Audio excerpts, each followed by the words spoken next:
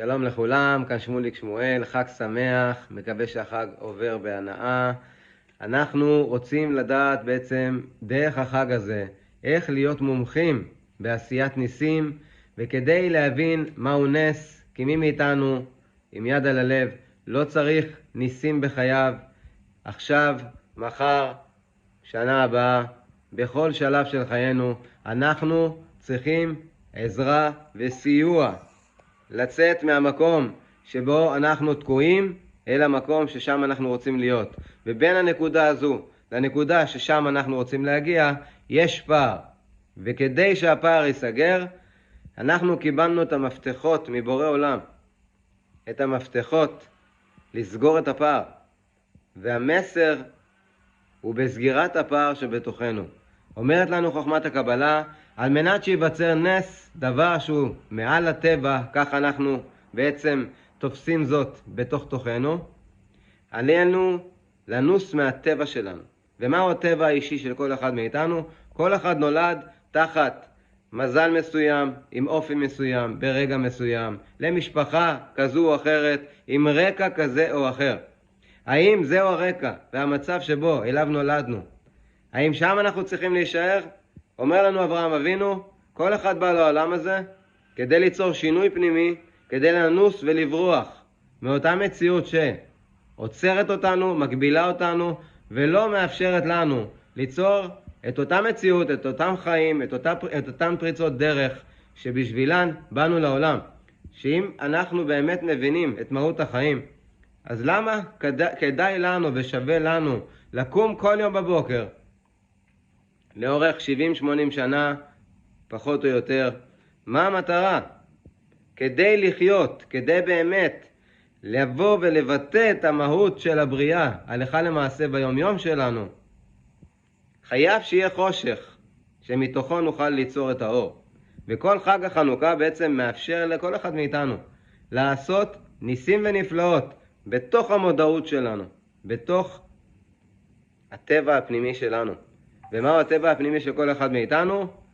להגיב, להיות תחת שליטה ולא בעצם בשליטה על הדחפים הפנימיים שלנו, על ההרגלים שלנו, על המחשבות שלנו, על הפעולות שלנו.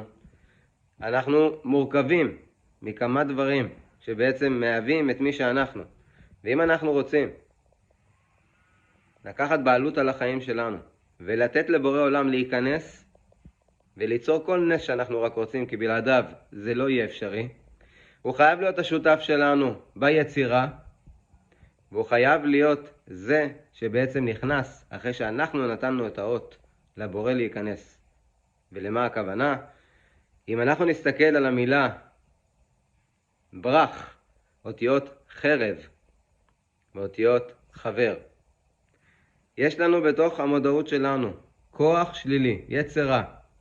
אפשר להיוואן ממנו, מפחידים אותנו בכל מיני צורות, ויש לו גם מילים שהן קצת מרתיעות אולי, שטן, אבל סך הכל זאת מילה בארמית שכל המהות שלה זה לקטרג. יש לנו כוח שמקטרג עלינו, בתוך תוכנו, כולנו שומעים אותו. הוא לא נותן לנו את החיים על מגש של כסף, הוא עושה לנו את החיים מאתגרים וקשים, כי יש לו מטרה. זה העבודה שלו, זה התפקיד שלו. כדי שאדם יפתח שרירים, חייב להפעיל על השריר משקל יותר גדול. זה מה שבעצם עושה לנו יצר הרע, כדי שנוכל ליצור את אותן פריצות דרך בחיים שלנו, כדי שנוכל לחיות כמו שמגיע לנו. הוא מאתגר אותנו, הוא חוסם אותנו, הוא מקשה עלינו. העבודה שלנו זה לא להקשיב לו, זה לנצח אותו, זה לאתגר אותו בחזרה. איפה? כאן ועכשיו ברגע הזה. ואם נסתכל כל אחד בחייו הוא, ממה הוא בורח? מה הם אותם השינויים שהוא צריך ליצור? והוא לא עושה, ומכסה על כך בכל מיני דברים שסך הכל נותנים לנו סיפוקים מיידיים. זה בעצם מה שגורם לנו להרגיש שהחרב מונחת על צווארנו. וכשהחרב מונחת על צווארנו, אנחנו עם הגב אל הקיר.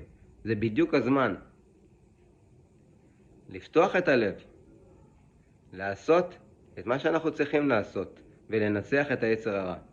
מהם אותם שינויים שכל אחד מאיתנו צריך לקחת כאן ועכשיו, כדי באמת להפוך את היצר הרע לחבר שלנו, לזה שפותח לנו את הדלתות, ולא זה שנועל אותנו בפני אותה מציאות שמגיע אלינו לחיות. לא קמנו בשביל לסבול, לא קמנו בשביל לפספס את החיים, ולא לחיות מתוך משמעות אמיתית. הנס יקרה כשאנחנו ננוס מאותה מציאות פנימית בתוכנו. שום דבר בחוץ לא משפיע עלינו. יכול להשפיע עלינו אירוע שיגיע ובעצם יגרום לנו על ידי רגשות מסוימים לחשוב בצורה מסוימת, להרגיש דברים בצורה מסוימת ולהתנהל בצורה מסוימת. אבל אנחנו קובעים, וזה הכוח של האדם. אנחנו קובעים את התגובה שלנו, ויש לנו את היכולת לפני שאנחנו מדברים ליצור שינוי במחשבה. לחשוב זה לא אותן מחשבות שרצות ומנהלות אותנו, זה לחשב האם איפה שאני עכשיו נמצא ולאן שאני רוצה להגיע יש פער ביניהם. האם מה שאני עכשיו יאמר, יעשה, יוביל אותי לשם, כן או לא? ואם אותה מחשבה לא משרתת את התוצאה העתידית, אני זונח אותה ואני משנה אותה. ואז אני יכול לברוא מציאות חדשה. כי אם אנחנו נסתכל על מה שמנהל אותנו מבפנים, ולא מוליך אותנו לחיות כמו שמגיע לנו, זה תגובות רגשיות, שגורמות לנו גם לאכילה רגשית, לדיבור מתוך רגשות, לעשייה שכזו, ואז כמה מהזמן שלנו באמת בידיים שלנו, כמה מהמציאות שלנו נשלטת על ידינו, ולא על ידי היצר הרע ושליחיו. אם אנחנו רוצים את הבורא בתמונה, אם אנחנו רוצים ניסים ונפלאות מכל הכיוונים, לנוס מהטבע, לברוח ממה שיוצר עלינו לחץ, להגיב ולצאת משליטה, לקחת צעד לאחור, לחשב את הצעדים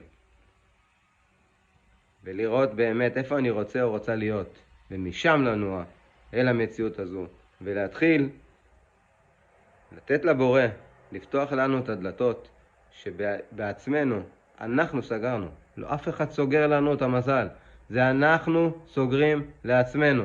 אם אנחנו רוצים שהוא ייפתח בחזרה וכל השפע ירד, יגעת ומצאת תאמין.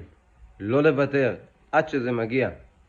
בשבוע הזה הכוחות שפועלים, הם פועלים תמיד, אבל השבוע הזה מושפע כמו כל שבוע מאותה פרשה שמדברת על כוחות מסוימים שזמינים בשבוע הספציפי. זה השבוע של פרשת מקץ, ובשבוע הזה יוסף עלה מן הבור להיות מלך. כל אחד מאיתנו יכול ליצור את השינויים הללו בחייו.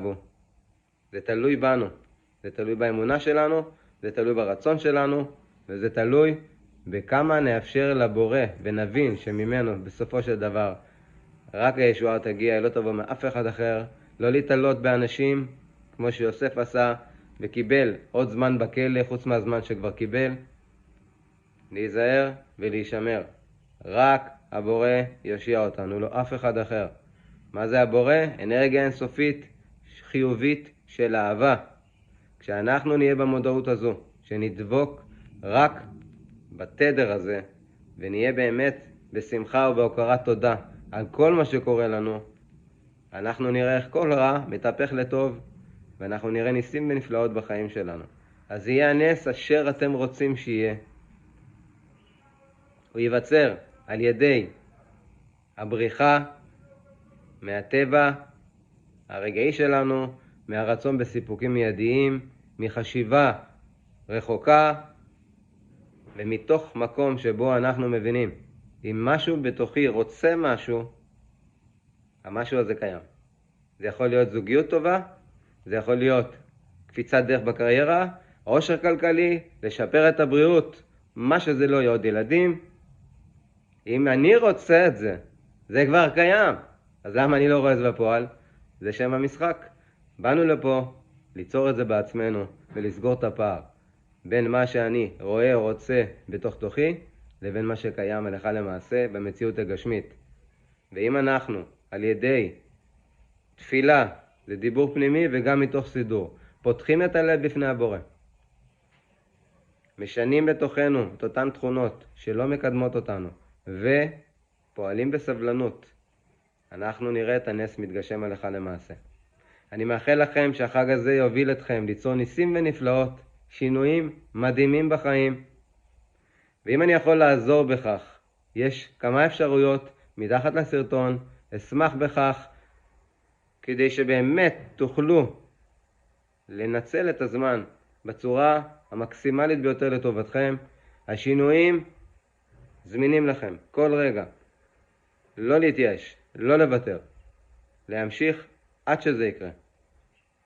והחג הזה יהיה חג גדוש בטוב לכולכם, אמן ואמן.